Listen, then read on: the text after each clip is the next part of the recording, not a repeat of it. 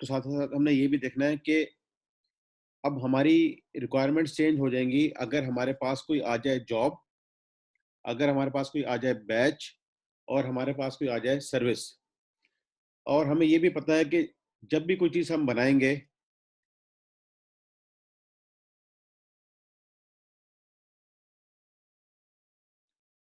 अच्छा बेटा, जब भी हम कोई चीज़ बनाएंगे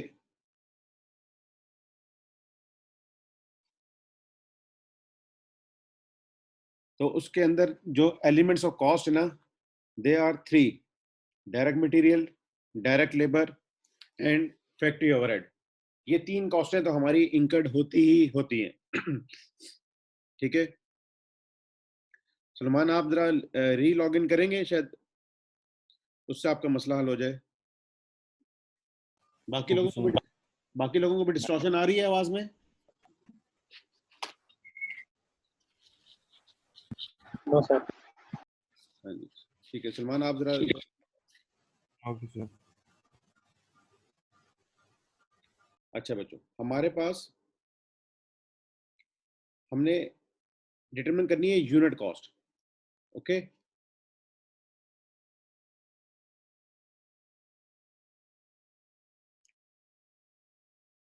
अब हमारे पास क्या हो जाएगा कि पहले तो हमारे पास बनती थी होमोजेनियस प्रोडक्ट्स, यानी कि सिमिलर नेचर की प्रोडक्ट्स।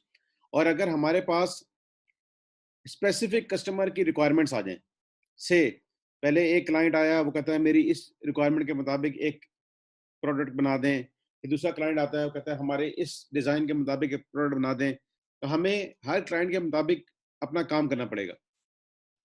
और ये काम कैसे होगा कि जब क्लाइंट हमें अप्रोच करेगा तो पहले हम उससे अंडरस्टैंड करेंगे कि उसने हमसे क्या चीज़ बनवानी है, और हम उसकी सारी स्पेसिफिकेशंस अपने पास नोट करेंगे, ताकि हम पहले ये असेसमेंट कर सकें कि इसके अंदर मटेरियल कितना लगना है, इसके अंदर लेबर कितनी लगनी है, इसके अंदर हमारे पास ओवरहेड्स कितने आएंगे, इसके अलावा हमारे एडमिन के ओवरहेड्स, तो packing material and so on. हमने उसकी रिक्वायरमेंट को अंडरस्टैंड करना है। वंस हम उसकी रिक्वायरमेंट को अंडरस्टैंड कर लेंगे तो फिर हम कॉस्टिंग सही कर सकते हैं और उसके ऊपर हम अपना प्रॉफिट अर्न कर सकते हैं। हम जो बिजनेस करने बैठे हैं, प्रोडक्शन करने बैठे हैं, वो इसीलिए बैठे हैं कि हम प्रॉफिट अर्न करें। ओके, तो अब हमारे पास पहले जो हम कॉस्टिंग पढ़ते आ रहे हैं उसमें यही कर रहे हैं कि हम मटेरियल कॉस्ट, लेबर कॉस्ट और एफओएस ले रहे हैं। अब हम उसको स्पेसिफिक एक ऑर्डर के मुताबिक, एक जॉब के मुताबिक हम उसको कैलकुलेट करेंगे। अच्छा बच्चों, फिर हम ये अंडरस्टैंड कर लेंगे कॉस्टिंग मेथड होता क्या है। Costing method is one which is designed to suit the ways goods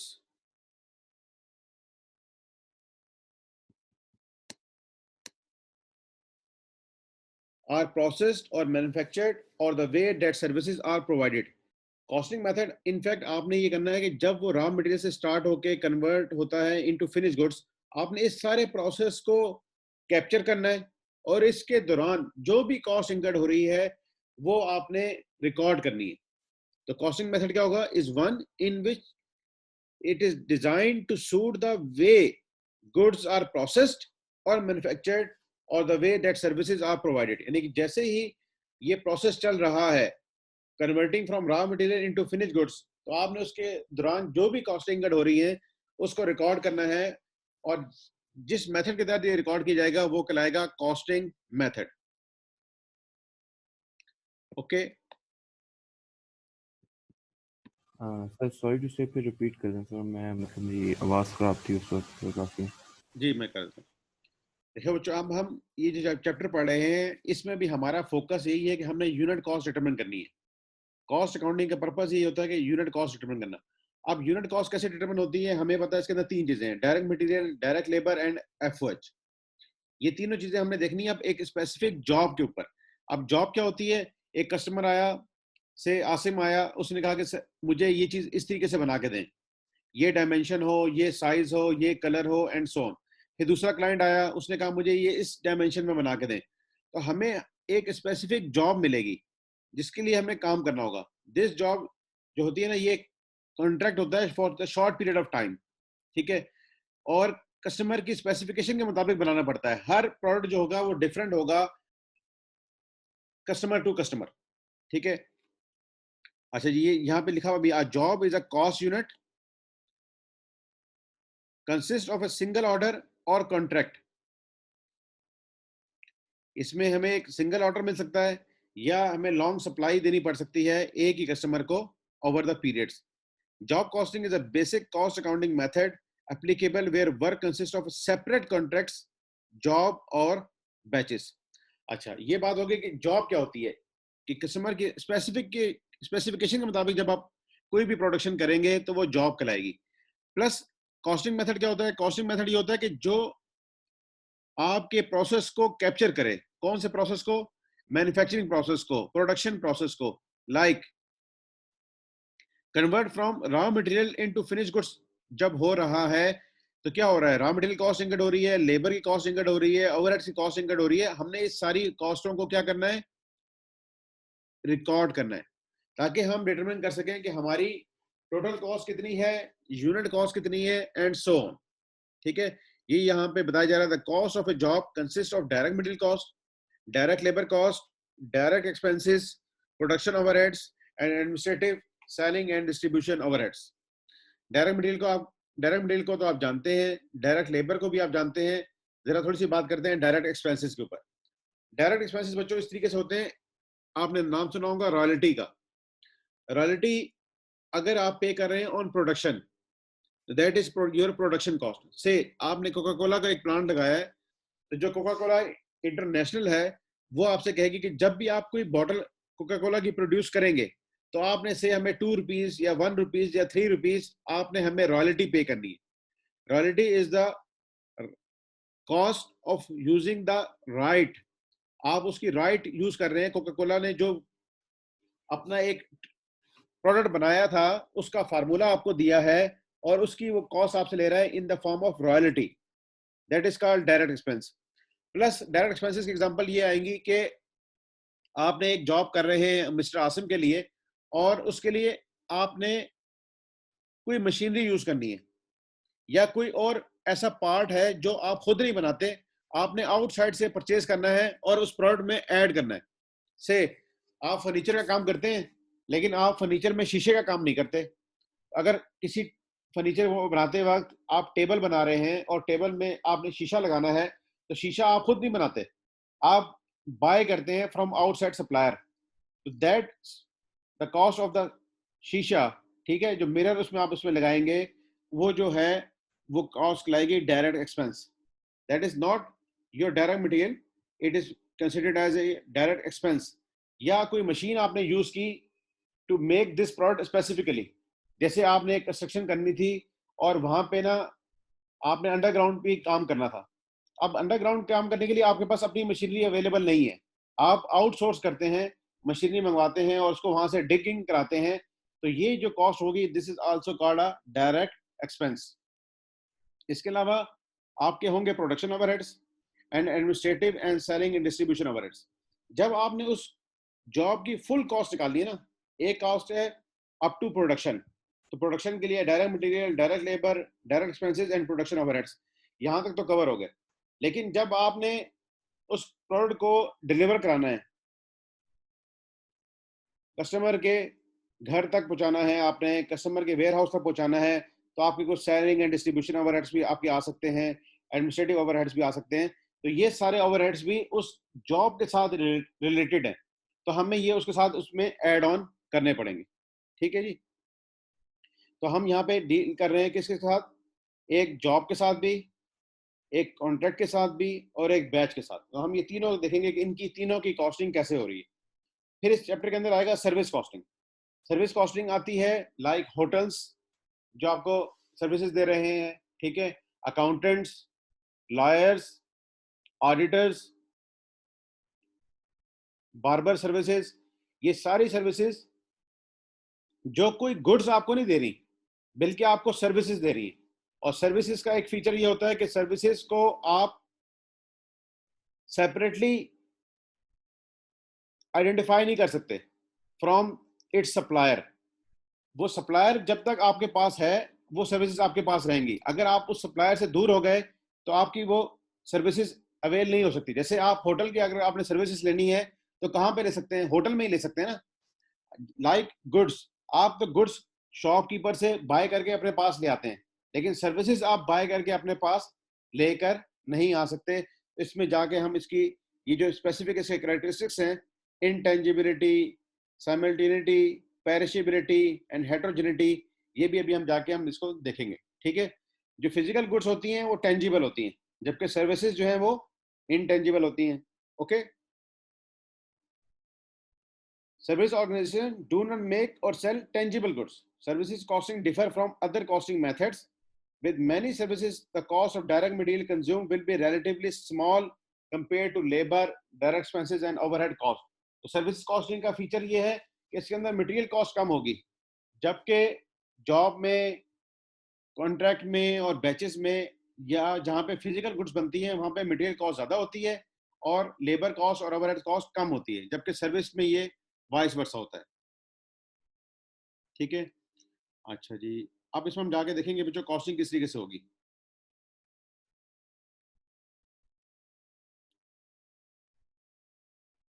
जैसे ही आपके सामने एक इलस्ट्रेशन है पेज नंबर 154 पे, जब आपने जॉब की कॉस्टिंग करनी है तो पहले ही आप रियलाइज कर लें, अंडरस्टैंड कर लें कि हर जॉब को आपने सेपरेटली ट्रीट करना है।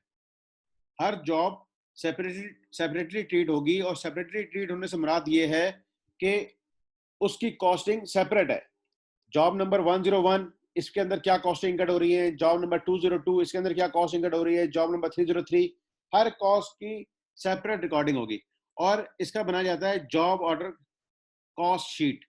जॉब ऑर्डर कॉस्ट शीट ये बनाई जाती है ताकि हमें पता लग सके कि इसके लिए कितना मटेरियल इशू हुआ, इसके लिए कितने लेबर आवर्स ने काम किया, किस किस लेबर आवर्स ने काम किया, स्किल्ड लेबर ने, अनस्किल्ड लेबर ने, और इसके ऊपर हमारे फैक्ट्री आवर्स कितने कंज्यूम हुए, और इसके ऊपर हमारी एडमिन कॉस्ट क्या आ रही है, सेलिंग कॉस्ट क्या आ रही है, एंड सो ऑन। तो हमारे पास आएगा एक जॉब कॉस्ट शीट। इसके अंदर देखें डायरेक्ट मटेरियल आ रहा है, डायरेक्ट लेबर आ रहा है and direct expenses. Direct expenses के नीचे एग्जांपल भी दी गई है।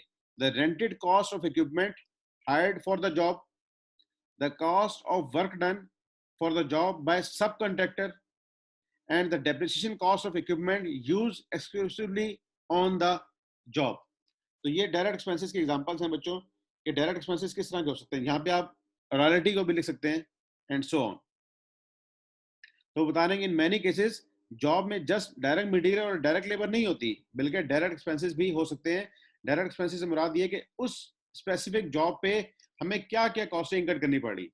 ठीक है, जैसे आपने कहा, हमने यहाँ कहा कि हमने कोई इक्विपमेंट खरीदा है और उसकी रेंटल कॉस्ट पे कर रहे हैं, हमने सब कॉन्ट्रैक्टर से कोई काम कराया है इस स्पेसिफिक जॉब के ऊपर, तो वो डायरेक्ट एक्सपेंस होगा।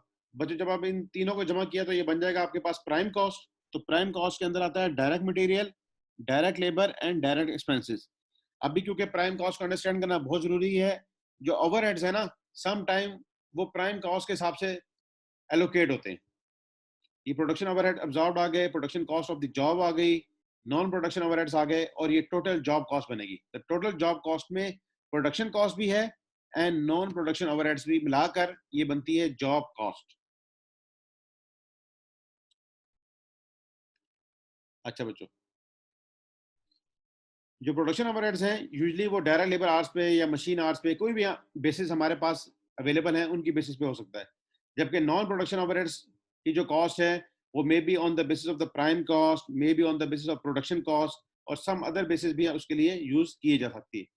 अब ये एक एग्जांपल हमारे पास अवेलेबल है, ये स्पेसिफिक जॉब नंबर है 453।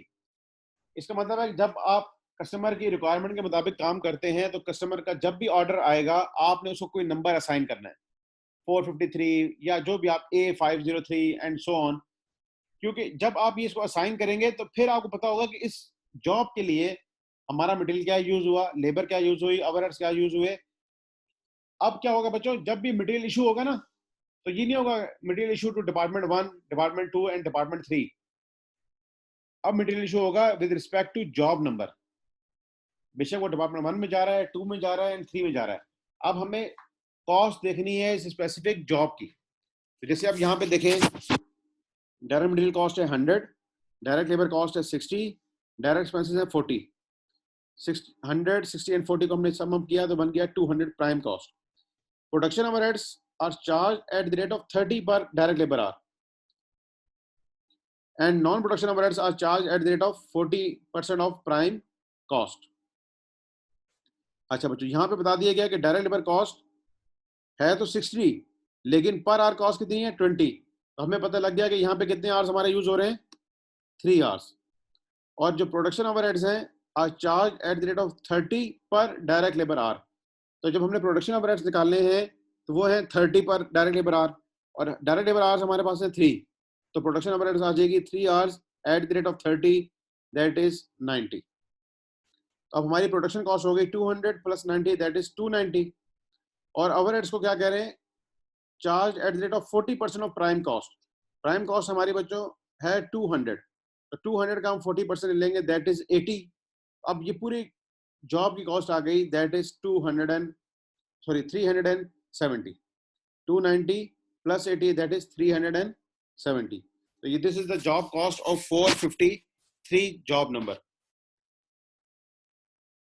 इसके बाद एक और. जी बेटा. सर यहाँ तो हमने डायरेक्टली बताया हुआ है ना कि डायरेक्ट एक्सपेंस हमारे जो है वो इतने हैं. जी जी फिर वैसे आइडेंटिफाई करने का तरीका होगा डायरेक्ट एक्सपेंस को कि ये जो एक्सपेंस है ये डायरेक्ट में जाएगा या फैक्ट्री ओवरहेड्स में जाएगा. जी. अभी हमने ये बात देखी है बेटा कि डायरेक्ट एक्सपेंसेस क्या हैं, the rental cost of equipment hired for the job. अब हमने एक इक्विपमेंट को मंगाया है स्पेसिफिकली उस जॉब के लिए. जैसे भी मैंने आपको एग्जांपल दी कि हम कंस्ट्रक्शन कर रहे थे एक हाउस, और उसमें हमने अंडरग्राउंड सेक्शन भी बनाना था. तो अंडरग्राउंड के लिए हमें क्या चाहिए होगा कि हमें एक क्रेन मंगाएं जो डिगिंग करे और वहां से मिट्टी निकाल के बाहर फेंके. अब हमने ये जो क्रेन मंगाई है स्पेसिफिकली फॉर दिस जॉब मंगाई है, तो ये जो कॉस्ट होगी ना, this is direct expense for that job. Likewise हमने एक मतलब जी जी तो मतलब ये कि डायरेक्टली रिलेटेड हो उससे, है ना, जी जी. और कोई भी हो जाए.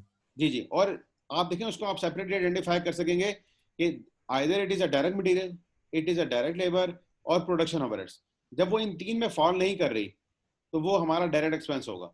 और उसके एग्जांपल उन्होंने कुछ बताई हैं, जैसे सब कॉन्ट्रैक्टर की आपने उससे काम कराया, ओके, या कोई आपने इक्विपमेंट रखा हुआ था और स्पेसिफिकली वो इस जॉब पे यूज किया है, तो फिर उसकी डेप्रिसिएशन कॉस्ट आ जाएगी. या जैसे आपको मैंने एग्जांपल दी कि रॉयल्टी आप पे कर रहे हैं ऑन प्रोडक्शन. कोका कोला की एग्जांपल दी, कोका कोला कंपनी ने कहा जब भी आप प्रोडक्शन करेंगे हमें पे करेंगे. तो that is not a direct material, that is not a direct labour. देखो मटेरियल तो ना हुआ ना, हम जब कोका कोला कंपनी को पे कर रहे हैं, ना वो लेबर हुई ना वो प्रोडक्शन ओवरहेड्स हैं. दिस इज आवर रॉयल्टी, और रॉयल्टी को फिर हम डायरेक्ट एक्सपेंस कंसिडर करेंगे. ठीक हो गया सर. जी. अब आते हैं एग्जांपल एक और हमारे पास दी गई है, दैट इज 6789 जॉब नंबर है. इसके अंदर 345 की मटेरियल है, 210 का डायरेक्ट लेबर है, जो कि पे की जाती है 14 पर आवर. तो हमें यहाँ से पता लगेगा कितने आवर्स हमारे पास हैं. इन दोनों को सम अप किया, दैट इज प्राइम कॉस्ट. अच्छा जी. फिर बता रहे हैं production overheads are absorbed at the rate of 30 per direct labour hour. 30 into 15 hours कर देंगे, हमारे पास आगे प्रोडक्शन ओवरहेड्स. इन को सम किया तो ये बन गया full production cost. And non production overheads are absorbed at the rate of 40% of prime cost.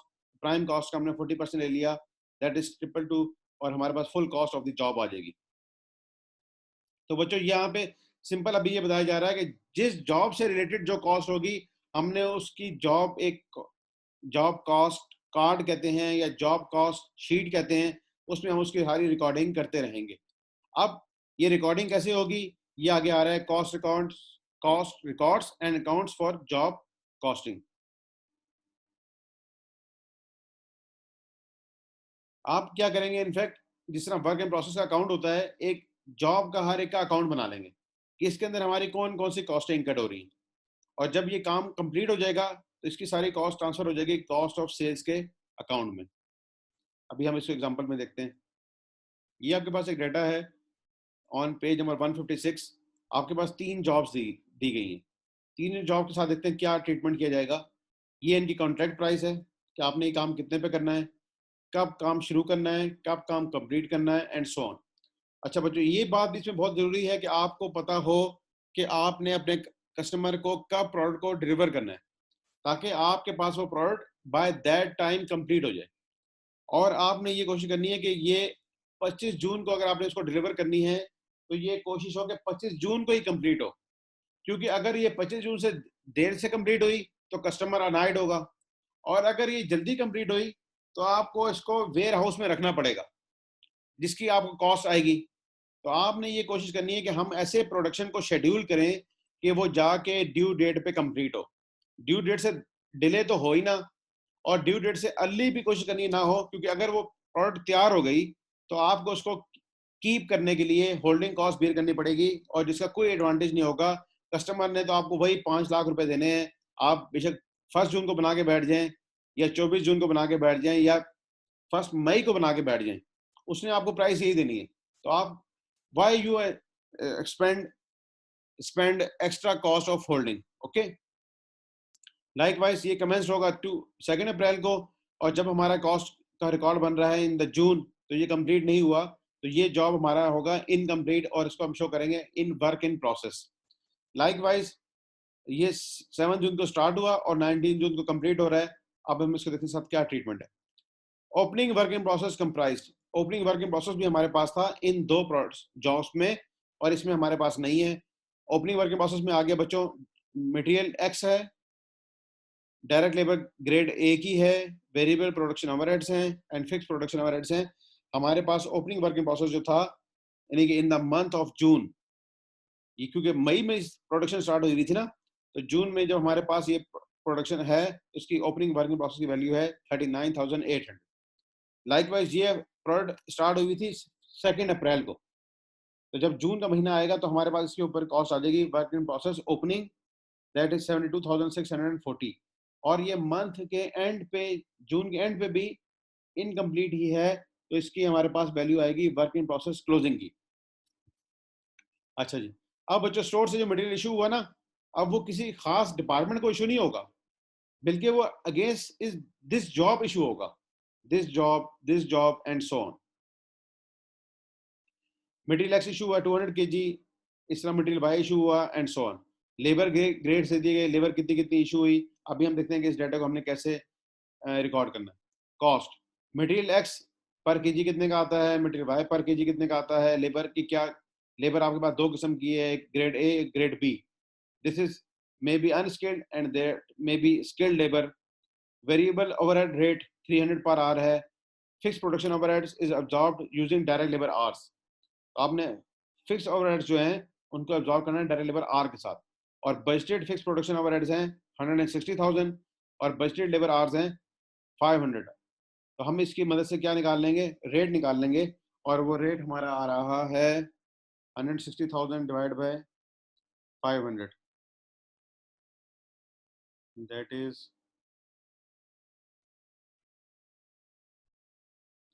320 पर डायरेक्ट लेबर आवर। ओके, और एक्चुअली जो हमारी प्रोडक्शन ओवरहेड्स हुई हैं दैट इज 161,000। तो हमारे पास अंडर और ओवर अप्लाइड भी कुछ निकल आएगा, हम उसको भी देख लेते हैं अभी। The company need to hire a special machine for job 0402 at a cost of ₹5,000 in the current month. अब देखो ये मशीन हायर की गई है किसके लिए, 402 के लिए, 402 ये जॉब है। तो इसमें besides material, labour, variable and fix overheads, एक हमारे पास और कॉस्ट आ गई, that is hiring of A special machine, और ये हमारी कॉस्ट कहलाएगी डायरेक्ट एक्सपेंस। अच्छा बच्चों, फिर एक काम और ये हुआ कि 20 kilograms of raw material were return to store on completion of job 607। जब 607 कंप्लीट हुई, दैट्स इसके लिए हमें मटेरियल एक्स हमने दिया था 900 kg। वो क्या हो रहा है, उसमें से 20 kg ऑफ रॉ मटेरियल जो हो रहा है वो रिटर्न आ रहा है, तो हमने कितना यूज किया होगा, 880 kg। तो हमें कॉस्ट लेनी पड़ेगी इसकी 880 kg। अच्छा जी, for internal profit reporting purpose administration and marketing expenses are added to cost of sales at 20% at the time of completion of the job.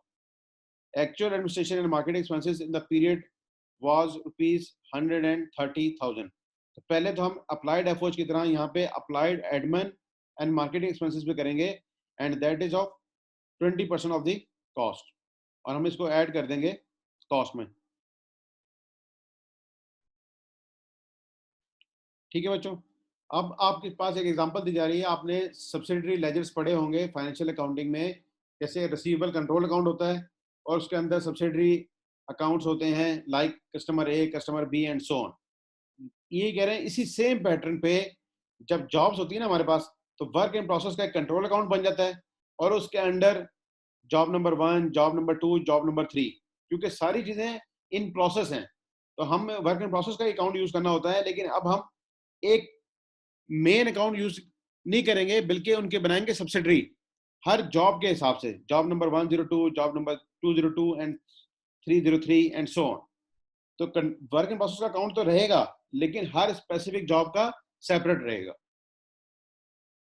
अब बच्चों ये कुछ उन्होंने वर्किंग बनाई है, शेड्यूल्स बनाए हैं, वर्किंग नोट्स बनाए हैं कि हमारे पास मटेरियल एक्स की कॉस्ट कितनी कितनी आ रही है और किस जॉब पे कितनी आ रही है। देखिए मटेरियल एक्स आ गया 0503, हमारा इसमें मटेरियल यूज हो रहा था 200 केजीज। ये हम देख लेते हैं क्वेश्चन में, मटेरियल देखें 503 पे यूज हो रहा है 200 केजी। ओके, और 1 केजी कितने का आ रहा है बच्चों? 220 पर केजी। तो हमने 200 केजी यूज करना है, 220 पर केजी का आ रहा है, तो इसको आपस में मल्टीप्लाई कर दिया, that is 44,000। Okay, like wise for job 402 material x कितना यूज हो रहा है? That is 800 KG. अब हम देख लेते हैं क्या वाकई 800 केजी था। 402 के लिए 800 केजी है और 607 के लिए 900 केजी है। तो 800 केजी 402 के लिए आ गया, ये रेट था एंड सो ऑन। अब जॉब 607 के लिए हमारा 900 यूज हुआ था, लेकिन अभी हमने देखा था कि 20 क्या हो गया था, रिटर्न हो गया था जब जॉब कंप्लीट हुई। तो हम उसमें से माइनस कर देंगे, बाकी हमारे पास रह गया 880, इसको 220 से मल्टीप्लाई कर दिया और ये आ गया 193,600। तो टोटल मटेरियल एक्स जो है वो हमारा इतना कंज्यूम्ड हो रहा है, ये पर केजी की कॉस्ट है and total cost is this one. लेकिन हमें ये बात जहन में रहे कि हमें हर जॉब की सेपरेट मटेरियल कॉस्ट रिकॉर्ड करनी है। Likewise for material Y आ गया, ये 503 पे यूज हो रहा है और 402 पे, 607 पे यूज नहीं हो रहा। इतना इतना यूज हो रहा है, हमने इससे मल्टीप्लाई किया और हमारे पास ये वैल्यू आ गई। लाइक वाइज बच्चों हमारे पास दो किस्म की लेबर थी, grade A and grade B, जिसमें जितना जितना आर यूज हो रहा है उसका रेट लगा के ग्रेड ए का रेट था 250 और ग्रेड बी का रेट था 400। तो हमने इससे मल्टीप्लाई करके ये लेबर आवर्स निकाल लिए, लेबर कॉस्ट निकाल ली। फिर आती है ओवरहेड की कॉस्ट। ओवरहेड की कॉस्ट किस तरह आएगी कि हमारे पास कितने कितने आवर्स काम हो रहा है और पर आवर का रेट क्या है, तो इस तरह हमारे पास आ जाएगी वेरिएबल ओवरहेड की कॉस्ट। लाइक वाइज हमारे पास जो आवर्स हैं फिक्स ओवरहेड्स के, उसके लिए हमने यूज करना था 320 का रेट। अभी आपके साथ रेट निकाला था हमने, तो जितने जितने आवर्स हमारे यूज हुए हैं उसको कॉस्ट के साथ मल्टीप्लाई कर देंगे, तो ये हमारे निकल आएंगे अप्लाइड एफओएच। वो कितना आ रहा है बच्चों? 152,000। ओके, और हमारे एक्चुअल एफओएच कितने आए थे? 161,000। तो 9,000 का हमारा आ जाएगा अंडर अप्लाइड। ठीक है बच्चों, यहां तक डाटा समझ आ रहा है?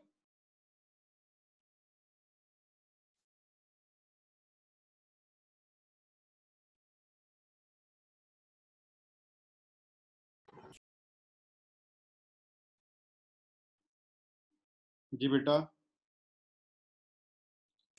सर। सिंपल वही चीजें जो पहले हमने पढ़ी हुई हैं, बस अब हम जॉब के हिसाब से चल रहे हैं और कुछ काम नया नहीं हो रहा। अब इसकी आ रही है जर्नल एंट्री, ये हमने सारी रिकॉर्डिंग कर ली कि हमें हमें वर्किंग्स बना ली कि हमें कितनी कितनी कॉस्ट आएगी। अब उसकी कर रहे हैं just journal entries.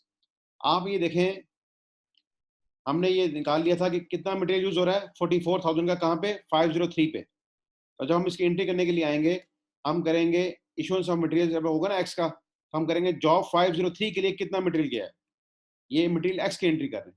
Like wise 402 के लिए कितना मटेरियल गया है, 607 के लिए कितना मटेरियल गया है, और मटेरियल एक्स की इन्वेंट्री को हम कर देंगे क्रेडिट। ये मटेरियल एक्स हमारा जो स्टोर लेजर अकाउंट है उधर से ये क्रेडिट हो जाएगा, और जिस जिस जॉब को गया है वो डेबिट हो जाएगी। इसी तरह मटेरियल इशू हुआ था 607 को 198, लेकिन उसमें से 20 केजी वापस आ गया था। तो जब वापस आ गया तो मटेरियल एक्स इन्वेंट्री डेबिट हो गया और जॉब 607 को हम कर देंगे क्रेडिट। ओके, या तो हम, क्योंकि पहले तो 900 इशू हुआ था ना, दैट्स वाई ये 900 की एंट्री होगी, और फिर जब जॉब कंप्लीट हुई है तो फिर 20 केजी वापस आया है, इसलिए हमें 20 केजी की एंट्री सेपरेट करनी पड़ेगी। क्रोनोलॉजिकल रिकॉर्ड बनता है ना, इस डेट का रिकॉर्ड अलग होगा, इस डेट का रिकॉर्ड अलग होगा। इसी तरह मटेरियल वाई की एंट्री होगी, किस जॉब को इशू हुआ और मटेरियल वाई की इन्वेंट्री अकाउंट को क्रेडिट कर देंगे। अब लेबर की कॉस्ट आ गई, लेबर भी किस किस किस जॉब में कितनी इशू हुई है, और ग्रेड ए लेबर अकाउंट को हमने कर दिया क्रेडिट। लाइकवाइज ग्रेड बी की कॉस्टें हर जॉब के लिए कितनी गई हैं, और ग्रेड बी लेबर अकाउंट को हमने कर दिया क्रेडिट। यहाँ पे हम चाहें तो ग्रेड बी पेरोल अकाउंट भी कर सकते हैं, ग्रेड ए पेरोल अकाउंट भी कर सकते हैं, व्हाट्सएवर अकाउंट आपने लेबर का यूज कर रहे हैं। इसके बाद आ गया वेरिएबल ओवरहेड। अब वेरिएबल ओवरहेड भी किस किस जॉब को कितना चार्ज हुआ है वो हमने डेबिट कर दिया, और वेरिएबल ओवरहेड अकाउंट को क्रेडिट कर दिया, या वेरिएबल ओवरहेड कंट्रोल अकाउंट को क्रेडिट कर दें, व्हाट्सएवर अकाउंट आप यूज कर लें। लाइकवाइज फिक्स ओवरहेड्स जो हैं, जब आपने उनको एब्जॉर्ब किया है तो एप्लीकेशन की एंट्री आएगी। आपको पता है अप्लाइड एफओएच की एंट्री होती है वर्क इन प्रोसेस डेबिट और एफओएच कंट्रोल क्रेडिट। ठीक है, अब यहाँ वर्क इन प्रोसेस की जगह हम क्या यूज कर रहे हैं, स्पेसिफिक जॉब। आप इसके साथ शुरू में लिख सकते हैं वैसे वर्क इन प्रोसेस जॉब 503, क्योंकि अभी इन प्रोसेस है। जब कंप्लीट होगी तो हम इसको फिनिश गुड्स या कॉस्ट ऑफ सेल्स में ले जाएंगे। तो जितनी जितनी कॉस्ट जहां पे इंकर्ड हुई उसको डेबिट कर दिया, और फिक्स प्रोडक्शन ओवरहेड अकाउंट को क्रेडिट कर दिया। अच्छा, अब हमने जो मशीन खरीदी थी स्पेसिफिकली वो किसके लिए खरीदी थी, 402 के लिए। तो 402 को डेबिट कर दिया, और कैश या अकाउंट्स पेबल व्हाट्सएवर ये उसकी एंट्री आ जाएगी। तो अब हमारे पास ये जनरल एंट्रीज हुई। अब हम इनका अगर कॉस्ट अकाउंट्स बनाना चाहें तो हर जॉब का अलहदा से कॉस्ट अकाउंट बनेगा। 39,800 देखें बैलेंस ब्रॉड डाउन आ रहा है। जो वर्क इन प्रोसेस ओपनिंग था ना इसका, ये वो फिगर आ रही है टोटल में। इसके बाद इसको कितना मटेरियल एक्स हुआ, कितना मटेरियल वाई हुआ, कितना लेबर एक्स ए हुआ, लेबर बी हुई, वेरिएबल ओवरहेड कितना हुआ, और फिक्स ओवरहेड कितना हुआ, ये इसके ऊपर बच्चों सारी कॉस्ट इनकट हुई है। That's it 361,500। अब ये जॉब क्या हो गई थी, कंप्लीट हो गई थी। तो इसकी सारी कॉस्ट जो है ना, ये फिनिश गुड्स एंड इवेंचुअली कहाँ चली जाएगी, cost of sales. Cost of sales. Likewise अगर आप देखें तो 607 भी कंप्लीट हो गई थी। 607 कैसे कंप्लीट हुई, इसकी ओपनिंग कोई नहीं थी, हमने इतना मटेरियल इशू किया, इतना मटेरियल वापस आ गया। Grade A labour, grade B labour, variable overheads and fixed overheads. अब हमने इस साइड का टोटल किया, ये माइनस किया, बाकी बच जाएगा कॉस्ट ऑफ सेल्स में, और ये कॉस्ट ऑफ सेल्स में चला गया 344,500। On the other hand the job 402 is still in process, it is not yet completed. तो हम देखेंगे इसके ऊपर क्या कैसे कॉस्टिंग का अकाउंट बनेगा। This is the opening balance, the work in process opening, क्योंकि ये जॉब जो है ये अप्रैल में शुरू हुई थी और जून में भी कंप्लीट नहीं हुई है।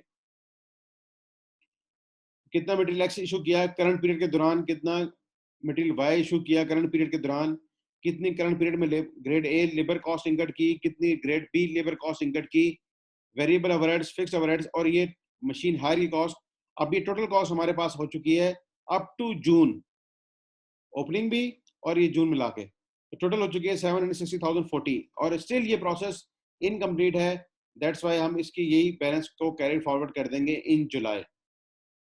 ओके, अच्छा बच्चों आप ये देखो, अगर इसकी कमेंस डेट थी 2 अप्रैल और कंप्लीटेड डेट हमारे पास नहीं आ रही कि हमें अभी कब कंप्लीट करना है, that's why it is incomplete in June. तो बच्चों ये अब जनरल एंट्रीज हो गई और इनके कॉस्ट अकाउंट्स बन गए हैं हर जॉब का सेपरेट। ठीक है,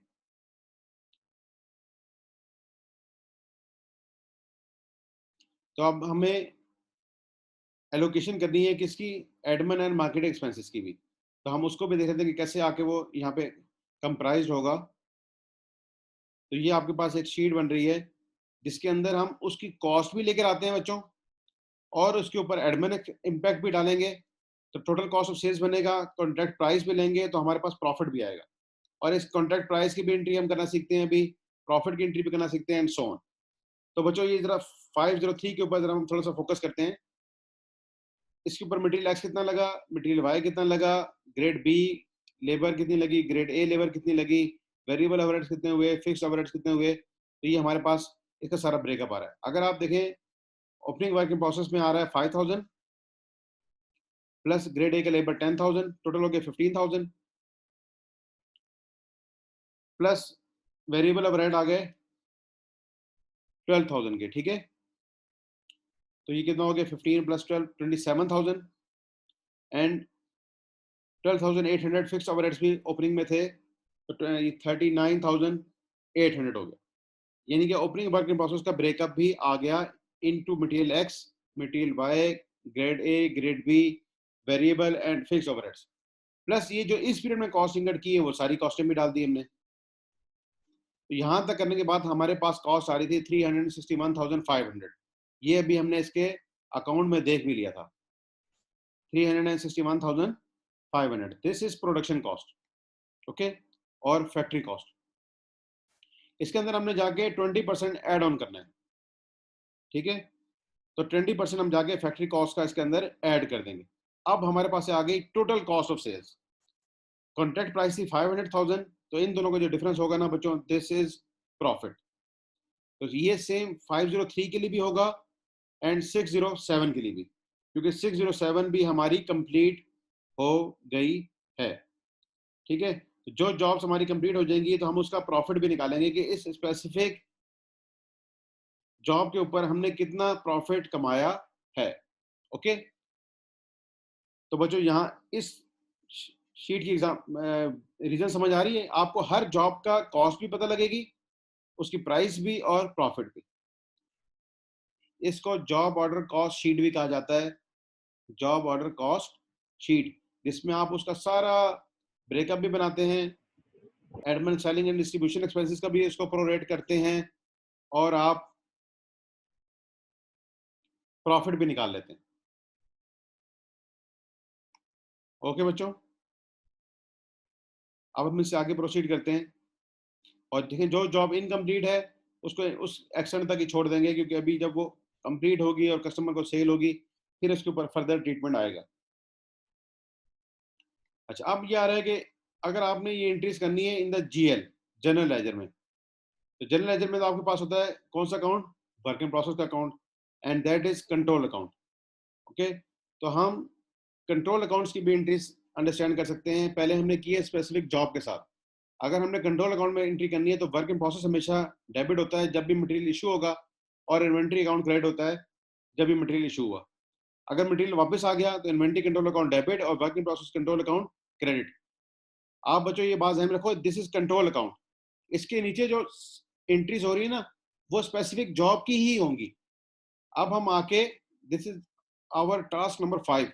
हम इससे पहले स्पेसिफिक जॉब के अगेंस्ट एंट्रीज कर चुके हैं, लेकिन अगर हमने जीएल में एंट्रीज करनी है ना तो वो थ्रू कंट्रोल अकाउंट हो रही है, that is work in process control account. इसके बाद आएगी मटेरियल वाई की entry, work in process control account debit, inventory control account credit.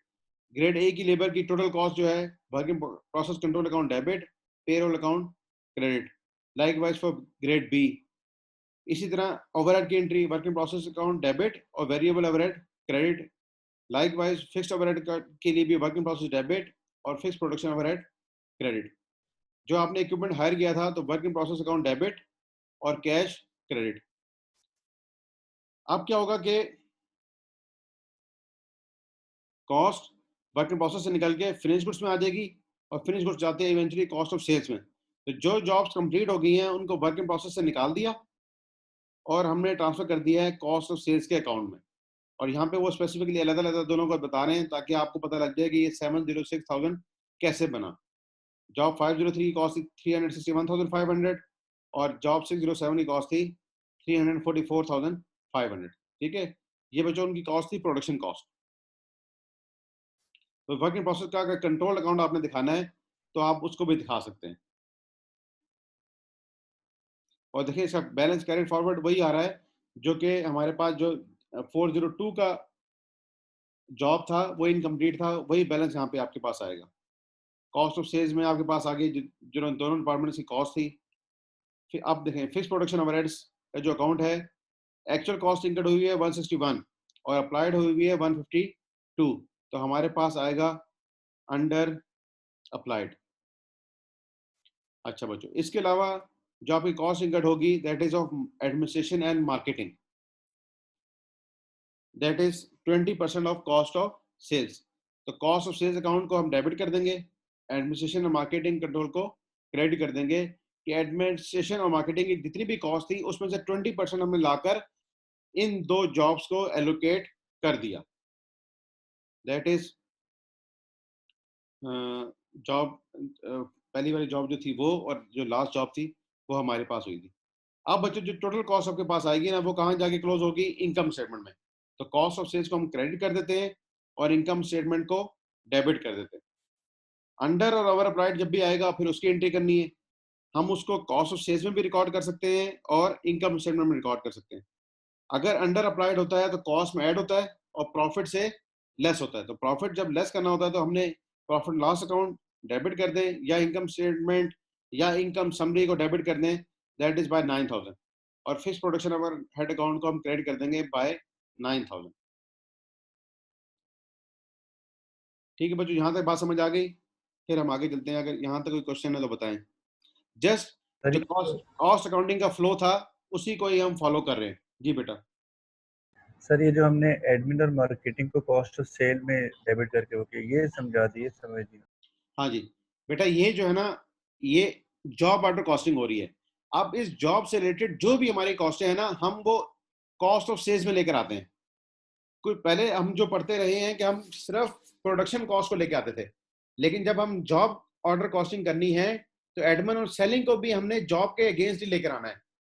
क्योंकि अगर अब हमारे पास क्या हो रहा है, अब हमारी जो प्रोडक्शन है ना वो जॉब्स के लिए होती है। से आप एक, आपकी एक फर्नीचर शॉप है, आप आम प्रोडक्शन नहीं कर रहे हैं, आप सिर्फ कस्टमर के स्पेसिफिकेशन के मुताबिक प्रोडक्शन करते हैं।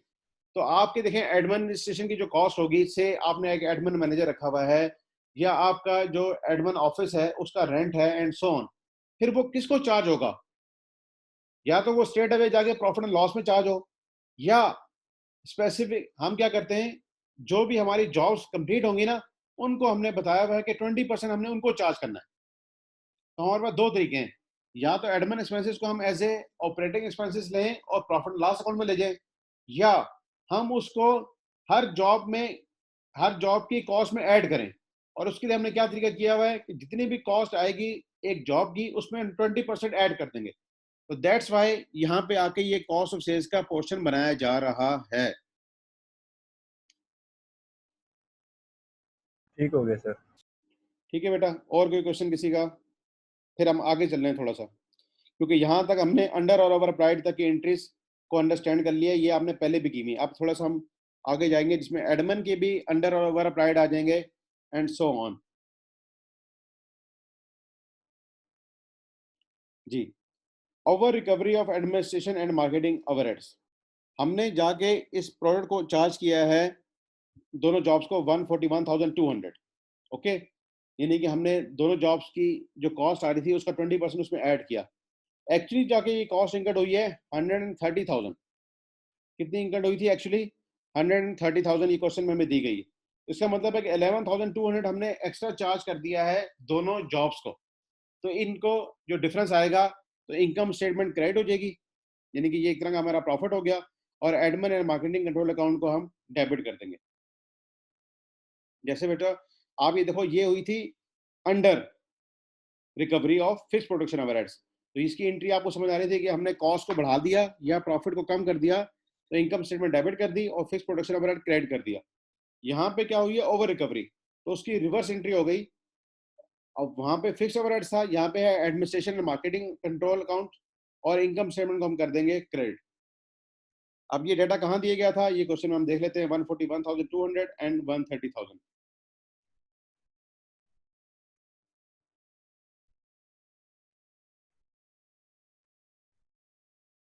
ये देखो बच्चों, actual administration and marketing expenses हुए हैं हमारे 130,000। ओके, और इससे पहले हम उसको अप्लाई करते थे 20% of the cost of the job. तो 130,000 तो ये आ गया, और ये दूसरी जो फिगर आई है वो कहाँ से आई थी, वो हम यहाँ से आपको दिखा देते हैं। ये जो कॉस्ट है और ये जो कॉस्ट है, इन दोनों को जब आप सम करेंगे ना तो वो बन रही है, ये आ रही थी 141,200। इन दोनों को जॉब्स को हमने जो कॉस्ट हुई थी इन दोनों को ऐड ऑन किया 141,200। अब हमने कॉस्ट अपनी जॉब्स में ऐड कर दी है 141,200। एक्चुअली वो इनकट हुई है 130,000। तो हमने इसका ओवर और अंडर अप्लाइड की तरह एंट्री करते हुए ओवर रिकवरी को इस तरीके से ये एंट्री करेंगे। समझ आ गई बच्चों?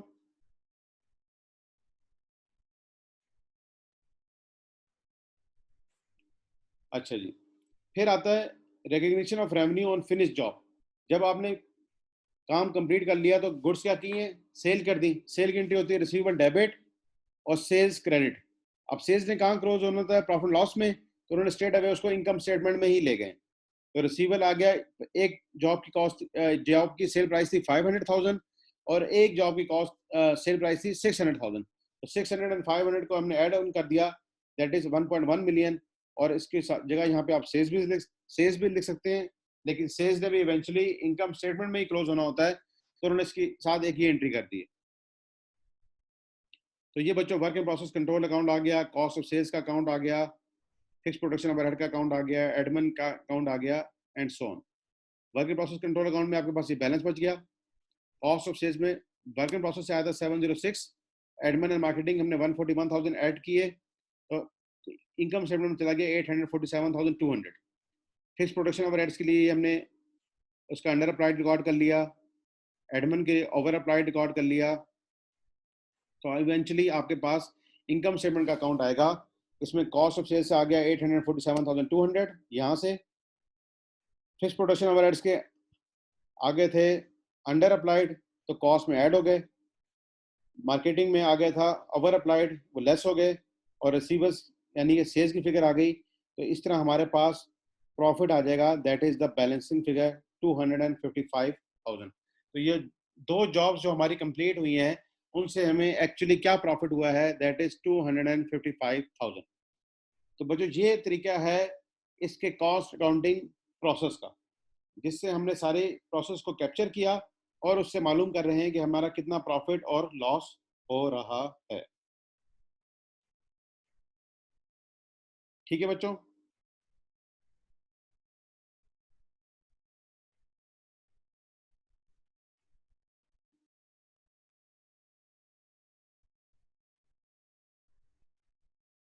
ये एक और एग्जांपल है हमारे पास।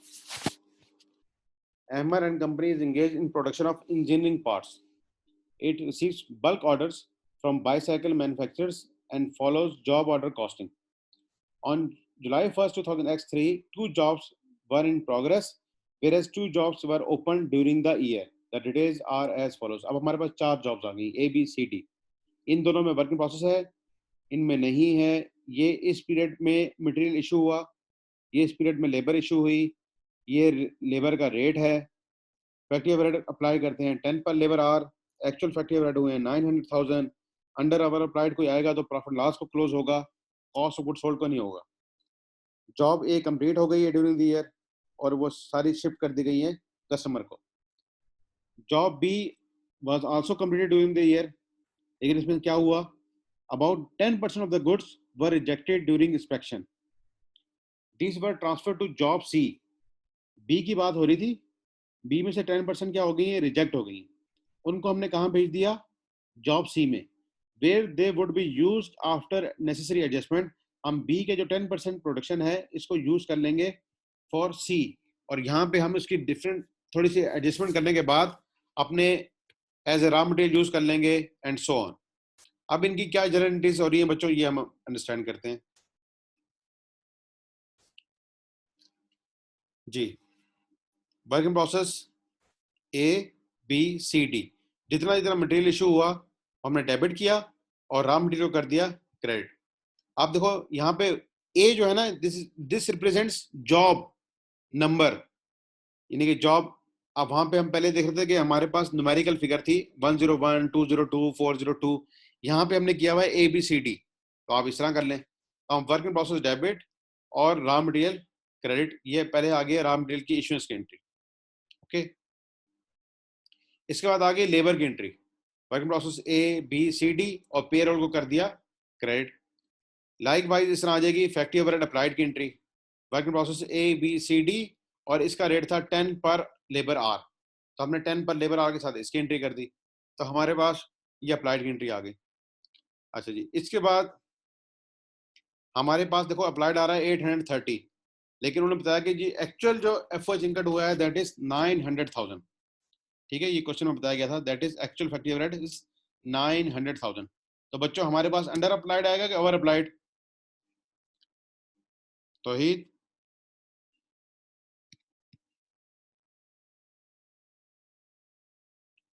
तौहीद इज देयर?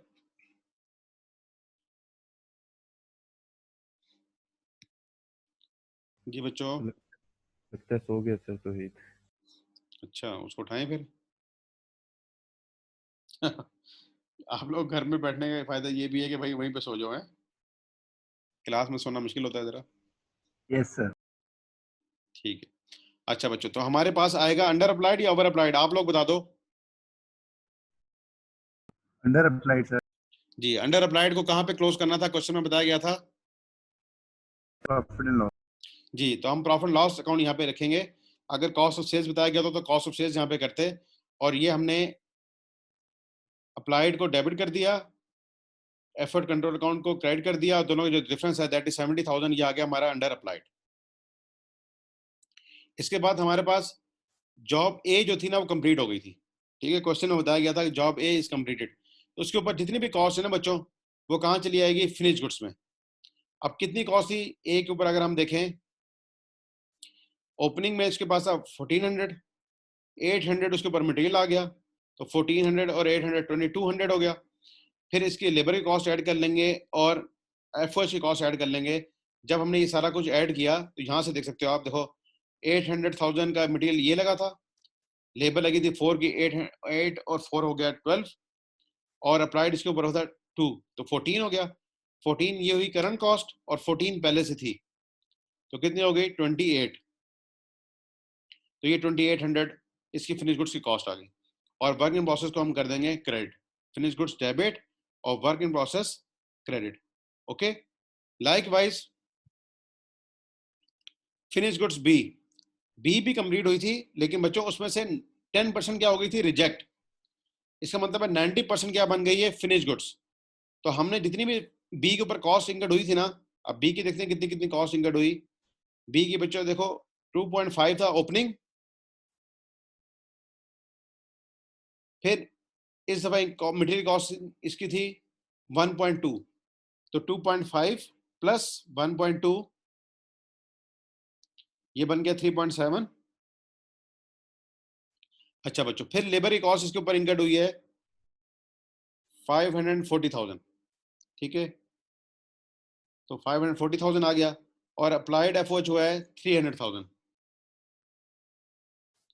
तो ये हमारे पास टोटल कॉस्ट बन गई 4.54 मिलियन। ठीक है, 4.54 मिलियन ये हमारे पास टोटल कॉस्ट लगी। इसका 90% हमने लेके जाना है फिनिश गुड्स में, इसका 90%। तो 4.54 मिलियन का 90% लिया, वो बना 4086। 4086 इधर आ गया, और जो 10% है ना बच्चों, वो कहाँ चला जाएगा, वर्क इन प्रोसेस सी में, और ये वर्क इन प्रोसेस बी जो है ना वो हमारे पास क्लोज हो जाएगा।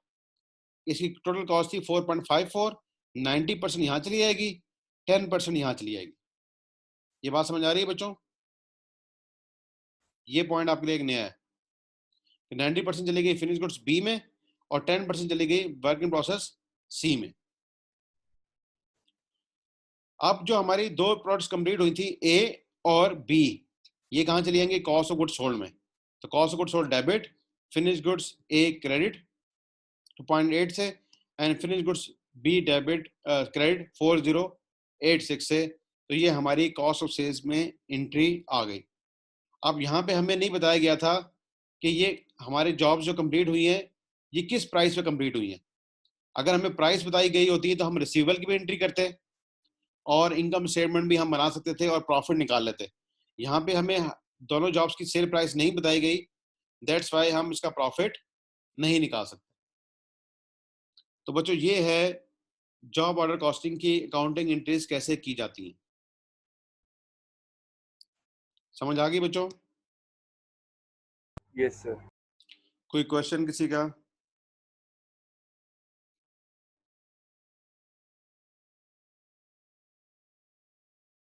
हाँ सर, अभी तक तो नहीं। तौहीद आप जाग रहे हो, सो रहे हो?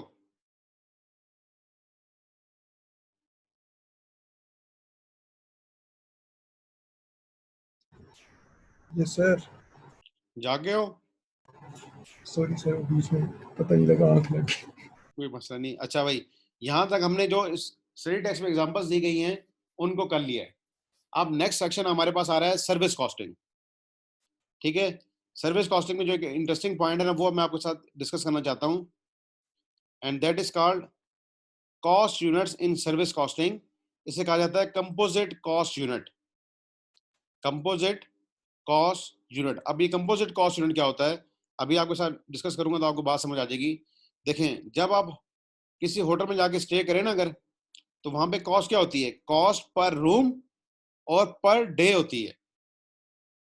ओके, इसी तरह अगर आप ट्रेवल करें, डेवो से कर रहे हैं या ट्रेन से कर रहे हैं या जहाज से कर रहे हैं, तो कॉस्ट क्या होती है, कॉस्ट पर पैसेंजर। ठीक है, एंड पर माइल और पर किलोमीटर। एक पैसेंजर है, उसने कितना पर पैसेंजर कॉस्ट होती है और कितना ट्रेवल करना है। अगर आप लाहौर तक ट्रेवल करना है तो लाहौर तक की आपकी कॉस्ट आएगी, कराची तक कर रहे हैं तो कराची की कॉस्ट आएगी। इसी तरह आपने अगर टीसीएस करना है, आपने यहाँ से मेल करनी है, तो वो आएगी बच्चों कॉस्ट पर टन या पर केजी या पर ग्राम, और कितनी दूर आप उसको भेज रहे हैं, लाहौर भेज रहे हैं, कराची भेज रहे हैं, जेलम भेज रहे हैं, तो कॉस्ट पर टन और माइल। ये सिर्फ टीसीएस के लिए नहीं, अगर आपने कोई गुड्स भी भिजवानी है, कोई ट्रांसपोर्टेशन करानी है, तो उसके लिए भी होगा cost per ton and for mile. जितने माइल्स बढ़ते जाएंगे वो कॉस्ट बढ़ती जाएगी। इसी तरह अगर आप हॉस्पिटल में एडमिट हो गए तो कॉस्ट पर पेशेंट होता है, और कॉस्ट पर आर भी यूज होता है, कहीं पे पर डे यूज होता है।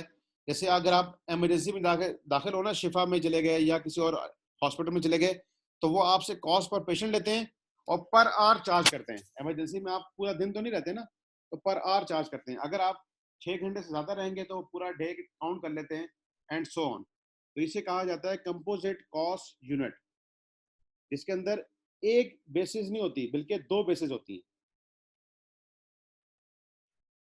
ठीक है बच्चों, इसी तरह एग्जांपल है cost per man day. Cost per man day, जैसे आपके पास अकाउंटेंट हैं, लॉयर्स हैं, इनकी क्या कॉस्ट होगी, कितने बंदे हैं और कितने दिनों के लिए वो इन्वॉल्व हुए हैं या कितने घंटों के लिए इन्वॉल्व हुए हैं, ये कहलाती है कंपोजिट कॉस्ट यूनिट्स। ठीक है बच्चों, इसकी कुछ एग्जांपल्स हैं,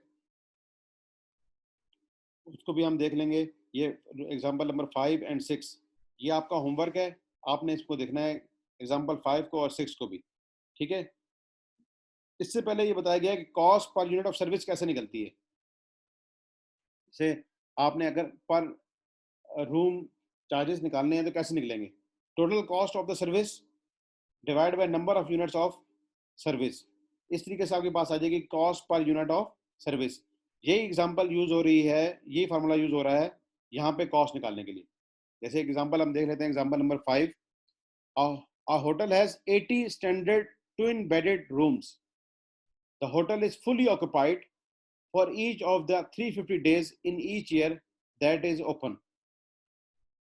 Total cost of running the hotel each year is 3.36 million. What will be useful measure of the cost of providing the hotel services? आप देखो उनके पास हैं तो 80 रूम, लेकिन बच्चों वो कितने दिन किराए पे चढ़ते हैं, 350 डेज। हमें क्या करना पड़ेगा, 80 रूम्स इंटू 350 डेज, यानी कि हमारे पास 28,000 रूम्स बन गए, क्योंकि हम डेज के हिसाब से उसको रेंट आउट करते हैं ना।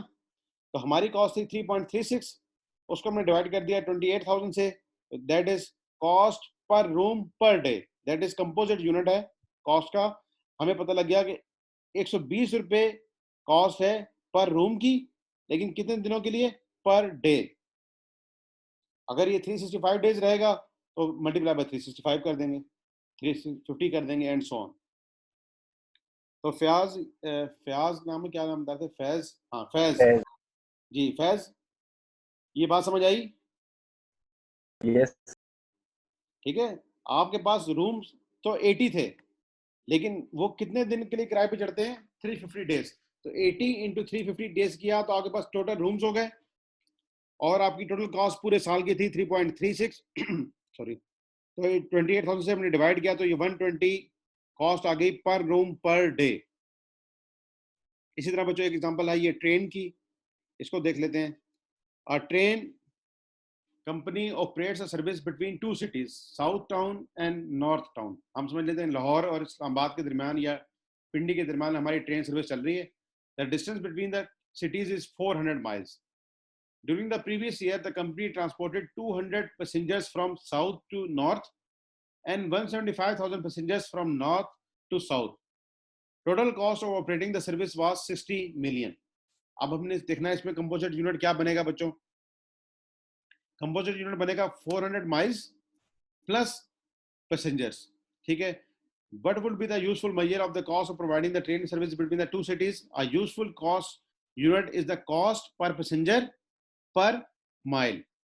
This is the average cost of transporting one passenger for 1 mile. आप देखो कितने पैसेंजर्स हैं हमारे पास।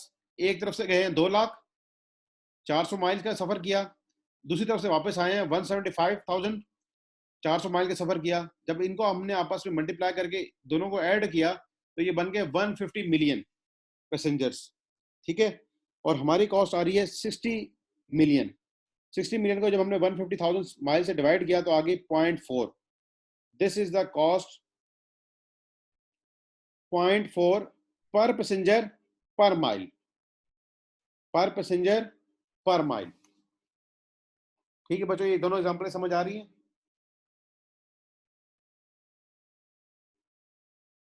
Yes sir. ठीक है, तो अब हमारे स्टडी टेस्ट के मुताबिक जो हमारी स्टडी थी वो कंप्लीट हो गई है। कल हम इसके जो कम्प्रिहेंसिव एग्जांपल्स हैं जो कि यूजुअली पास पेपर से क्वेश्चंस होते हैं उनको हम इंशाल्लाह करेंगे।